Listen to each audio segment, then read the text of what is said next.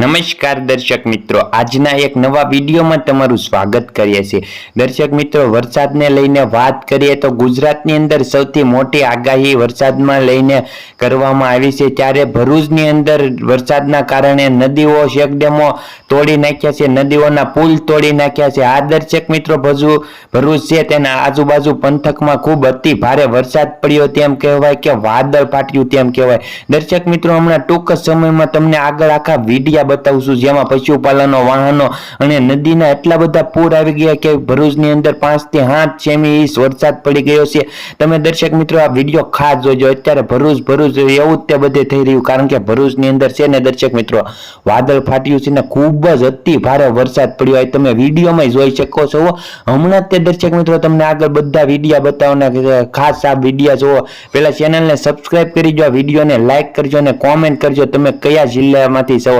दर्शक मित्रों बधाए खास कॉमेंट करजो, तमारो जिल्लानुं नाम लखवानुं भूलता नहीं। गुजरातनी अंदर जोई लो पहेला आ विडिया।